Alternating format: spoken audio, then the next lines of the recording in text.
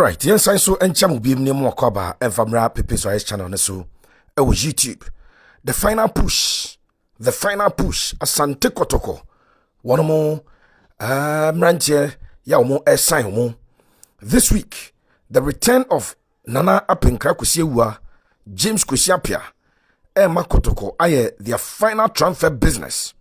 Player Bia Kotoko Ebejano Quine Biano. By the end of this week, no more ye. Player Bia or join Asante Kotoko Piano. By the end of this week, no more ye. Sekotoko after the break from the Mamranjeno. They'll be resuming with players for the 2025-2026 football season. So the final transfer business, final push, and I won't answer at the Ebrono. Me pacho, subscribe to your channel na. Subscribe FMICCA. Sound subscribe to your channel na. Subscribe FMICCA. Sanso, and a be an ameno say, what I but umfa onsa emia subscribe no so. Brabeka Bushakuru, Nejano, Yenya Jumano. It's a bidding come about Lord Hilary Adabo, the number 6 or a defensive midfielder. Asante Kotoko Efano, Edifri Samates, Akosi saying, or Bokumase Dabain, Deal no Crown Semonon, at saying, Lord Hilary Adabo, I don't some Eddie Bebrel. Yabeka and Sabkakra at the far the Burkina Bay, Bonaventure Kabore, Bonaventure Kabore, Yabeka some Eddie Fano. Afi Philip Amoh maka kwadana sem achoda da se Philip Amoh abe join Asante Kotoko. Eno so akwa kwesi sen yede beba maka cho nano se Hamza Muhammad Obain Asante Kotoko head of youth team coaching. Washasi a oye scouting. Na Kotoko ebe take decisions after youth team na ekwa kobo Cheetah Cup. Ombo Cheetah Cup ni ya. Kotoko ebe take decisions. Wamo dem ranch ni be ko loan e division 1 ene ade. Omu ya players ni bi wamo ebebo modern say ombelo ni omo out. It no so one decision that Asante Kotoko and so ebe take ya. You don't want someone at the Emma yen ahwefo no. We ayen sama ya be boso e de Amoh na ye de wo red team num so kakra. Entini pa bebrebe e busa me come inbox mu a pepe. Waka che say Lord Hilary Adabo Kotoko ene na wie. Why is it that on ma kumase aden issue ben o and I do know yatesa branch no kwano we free samates ono so ni kumase ade team for afano obi kwa frame so at least yes bibia ni gold stars any a branch ni e din komo obi frame so ono so ate say Lord Hilary Adabo yes hat folk ni ade en 7 bebrebe me patcho ma menje bre na menwie emfa ema ho the trend say between Samates and Asante Kotoko agreement has been found and a deal is done between the two clubs. It club to club, Kotoko and the club and the thing at the Samates, one awie. Samates initially were demanding 300,000 Ghana cedis. Kotoko started from 150,000. Menoka say deal is done.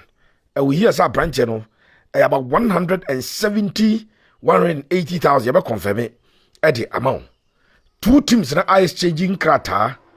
Two teams, Oma exchange papers. Na se we di akwa ama we di aba. Ya wonum agiatum say the interest abranted the Lord Hilary Adabo wonum air transfer no. The agreement between Kotoko and Samates 1996 done regarding Lord Hilary Adabo. Now between Kotoko and the young man, we did 21 years.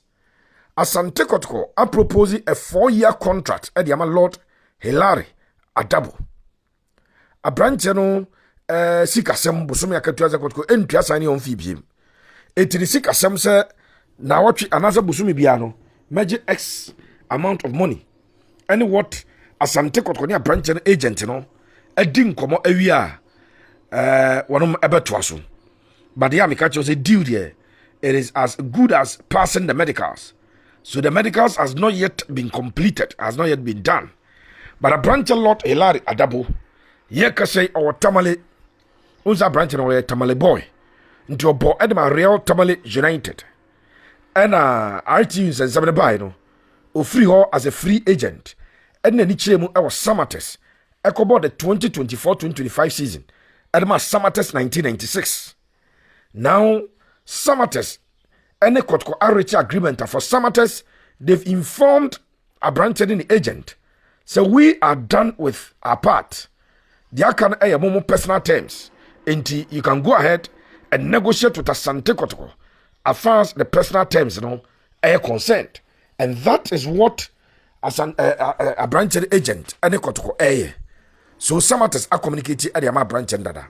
But a branch is answer on Samates a not on your part of Samates team anymore. No.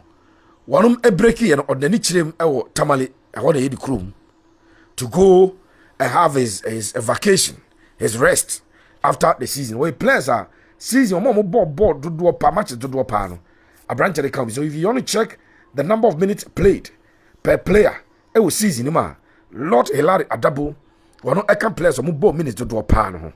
So now our tamale as we speak. And a branch and our tamale pending say call be free the manager waba the agent waba say Asante Kotoko say bridge da say na kwaye o medicals no say no a branch is waiting. So for him it is about sending agent and Kotoko ebewie na the agent ne Kotoko ene Wednesday asat ene anopay enkoma me di ye ewo Kotoko ahye ene enkoma me di ewo Lord Hilary Adabo ahye no. The deal has been agreed in principle. On the agreement has been found in principle. It just two parties in the same page. They are on the same page. They are can say krata nankasano a branch and edensa ebeshase.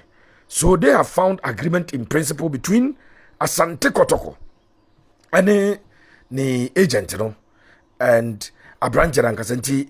The agent rinya friend say Hilary, we are going to Kumasi on so and so and Wednesday. Be a neano, a branch a bit me up pay my checks. It is likely so be ni. Na Thursday anopa, wa kwa Asante Kotoko secretariat. Or kwa an easy job, sir. As I got communicate send a copy of the contract, ebro. Ushem na baby wa also pay the changes in bana dia ba no more did you kobo. So when you get to the secretariat, it is very easy. Or when you come to Kumasi, you straight away go and do your medicals. And if you pass the medicals, you now go and append your signature. Nanapin class sign it here. Then Kotoko media team and the digital team will take it over. Or my own pictures or your videos. Bibianafe unveiling and so abasoa. And no a lot Hilary Adabo. I'm able to report to you, say the deal that I had done. That is the first one. I'm a young Wojuma at the amount. Lot is likely so about Kumasi Wednesday evening, Thursday morning, Namericas and Abaso. I know I branch at the Empacho. Sir, or call a Go Stars has a freno Bibia said you on a Kotoko a final agreement in principle. The next step is appending signatures to the contract, and then it is done. Between Kotoko and Samates, agreement already done, and I'm sure, sir, payment plan Bibia and Samates volume. How Kotoko any more ebeyeno. Let me move to Kabore. Me say Kotoko final push. Our transfer market no. Said dia yebubui and no one Kotoko ebewie. Wamu ya and no one no. Kotoko ento play bi. Eti Kabore Bonaventure Kabore. Anase Bonaventure Kabore. Wano eye Burkina Bay. Na Bonaventure ya no stories na ewa. In fact, mo follow me ewo Akoma FM so no. And now Saturday, you know, Akoma FM Saturday. Yeah, 6:30 to 8. No, 6:30 to 9. Ebra me trans no. Me videos of Bonaventure. Madika chema chemo say ewo YouTube out there. Mo fan cheme YouTube for just am de cheme. Because of copyright issues. Ye ntimi emeyi Bonaventure videos no ewo YouTube is nya sanke be e dia mamo but ahano e obi video wan hwe a na copyright ensensem abam. A branch and a skillful player.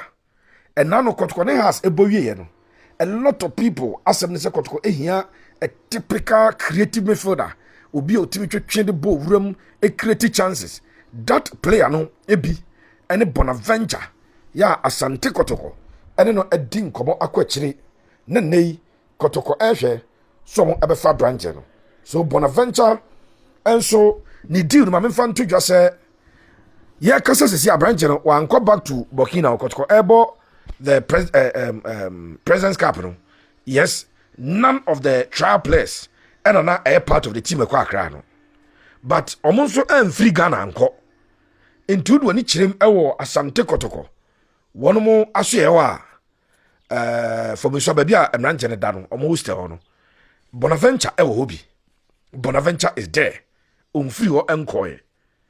Now the tiane say Bonaventure no oye player back one got company for interested in signing him. But my can't trust any sick as some no soro say baby a deal na ko gina no. In fact, on second ko youth team my can't trust mo ko ball cheetah cap to mo ye training. Sa training no. Other players na ko ba mo remain here no be part of sa training no. And Bonaventure e can be. Say Kotoko ento no free club yawo because we free agent tini. Bonaventure came in as a free agent. Nemum Bonaventure and the management demanded something like signing on fee. Now say players of Kotoko on a free no omoje kakra. Mbella any nua mfege omo ebai. Ya enya club ne transfer mo de Kotoko. Then management led by the name Ponsa etua sika edema omo. Stephen Disse Mukwala every Uganda Asante Kotoko, an amount was paid to him. Enti Abrante the thing at the Bonaventure Kabore. The management and the agency demanded some form of payment. Entua kakra emfa ema na afi one of entiasie and sign a contract no 2-year contract extension proposal and manyanti Asante Kotoko and Bonaventure Kabore. Now Kotoko ebe extensive medicals on the boy TDA. Former Salitas player no. Kotoko be extensive medicals ewa branch no. They want to establish that injury bia any ne ho because said the born the onimbo no. No ye freeze I do time bia na yam say bia na play e pre bia na. But sometimes a place in this is say Mukwala free Kotoko akosimba. There was no injury. It's the fact that Mukwala decided to say on extend it, and then when you player wasa, etinye players or free agent in asa, ubi or should run down the contract no call. So that is the situation of Bonaventure, who will come in as a typical number 10, as a typical creative midfielder. You say, oh yeah, Emmanuel number 8 now all born. Now when you set and as a double, Edney number 6. Now oh Bonaventure to do the creative works. To do all the dribbling, to give you that killer passing in the final third. Say, obey you or the one pass, ever split defense. A branch a bit of Kotoko. So he's the next player Kotoko pursue after Lord Hilary Adabo. Now young the next player Philip Amoh. Maka the young Philip Amoh asem Ediachino. Amoh Philip Esia Kain Edema, and I know Sia Kain Edema, new Edubiase. It Abdul Yakubu Salam, the player. Now, Kwadan any bob about trials with Kotoko. Trials, no, me see day one, I will see Park and so a bob 10 minutes. No, I convince coaches, Philip, I don't know. Fene dubiase Messi. Yes.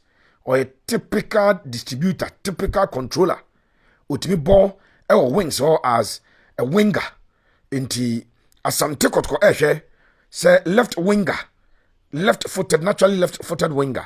Ebetumi aba in Philip Amoh. Player obey trust nemum edubiase expected Kotoko be open negotiations. Inti and I'm saying bia na high trust and justify. Because normally when you come for justify, you can hear no wakasa. But Philip Amoh Kotoko any edubiase would have to open negotiations. Kotoko would have to negotiate to get Philip Amoh from new edubiase na wababa joining ama enyoma enso etimi atotom akoyie ade ama Asante Kotoko. Yes, Kotoko are convinced. Technical team are convinced. Na penkra eni antino. The technical team has submitted a report on Philip Amoh ade ama the management led by Nana Penkra. Now, Nana Penkra the boy is in his court. So obefre Abdul Salam Yakubu. Na wakwakodi abranche no omadi ano obeji esen once the agreement is found, Philip Amoh, Kotoko's final push, the final push, our transfer market, a branch of the thing at the Philip Amoh, and so eka ho bia Kotoko eye ho adwuma so mo edne eba abajone emranche. Let's go to the next player. Next player no Inusah Adams. Inusah Adams. Ono so me no ka say o Asante Kotoko. Wonom ekampo same as Philip Amoh ene Kabore amaka o masem. Onom ewo. De tiane sa branch ne din ede Adams. Inusah no. O boy Edema Adams Inusah. Or a former player Edema West African Football Academy Wafa. Yes. Wabo Edema Wafa pen. A branch away and I'm season na was it the 2016-2017 season. Wafa Eshe Kotoko 3-1. Wafa she had to full 5. Mokai. Now or a left back at that time. No a JHS boy. It's why I can say Obi beka say Pepe. Na so wanyini there be. Me kind ye pa at the time Inusah ebo ediama Wafa no. Na or a JHS boy. Na onye JHS. And a boy as we speak. Or 24 years. Or kokobisa nenim kokobisa ha kokoko. Enano ebra wamo ebo try match ba ko no buy no. Na nkofo se ofiri Togo da bi onye Togolese or Ghanaian. Na the position Wafa na left back. Otu kwan no okoball left wing and ball left midfield so kakra. Also free Ghana free Wafa. Etu kwan ekoball kakra. Eti Inusah Adams is also at Asante Kotoko. One more camping base or na some residence and ni nyina no a move Kotoko person the far branch no. Na branch na ebe to aso esi akan adema Asante Kotoko. One ebo boku no. Metima ka say ono so eba trials ni bi. Inusah eba trials ni bi. Now omo mba trials na omo impress no mo kwada dada. So once he's still there, I just so impressive. Mami money age na so bi enkyerɛw. 24. We enye age a omateso after playing for Wafa because Wabo Ghana Premier League ni bi da. E de ama Wafa 2017 hono. Na o JHS 3. It a branch the thing at Adams Inusah. And so I a part of the team no. Na otu kwai kakra inti from Wafa. Okupie mu ewo Kovia. Wabo e de ama Lores and so eda. Ena obabo ada Kotoko Royals. So obabo ada Kotoko Royals. It a branch no check ya.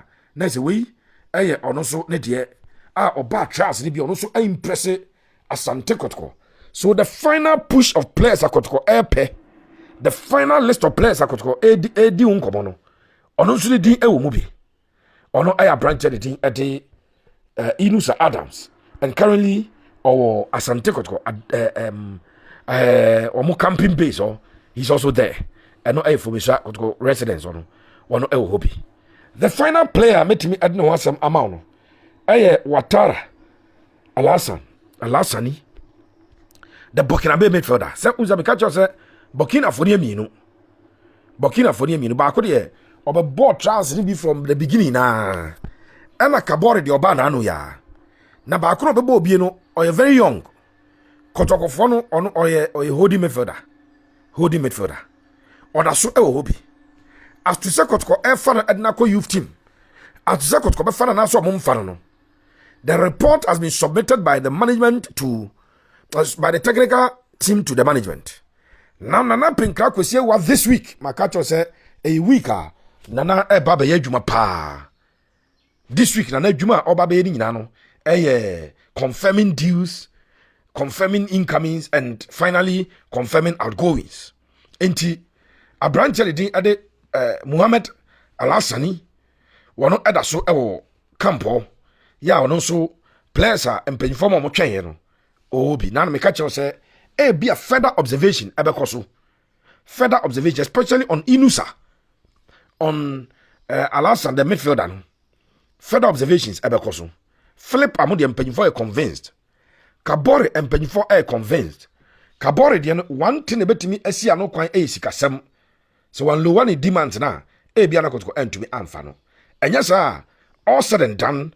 These are the players at the final push. Lord Hilary Adabo, Nediana Eba, Philip Amoh, Nediana Eba, a branch of the thing at the Kabore, Bonaventure, Nediana Eba, Alasa, Muhammad, Watara, midfielder Burkina Bay ne de no eba and afe Inusah Musa enso e de no eba etiwe mu players a Kotoko final push e the transfer market no wo mo ho adwuma. Thank you so much. Me pacho question be about any other player ubetimi de aba meya no e ama any other question be out ba e be ho adwuma e ama. Thank you so much. May the Almighty God be with us all. God bless you.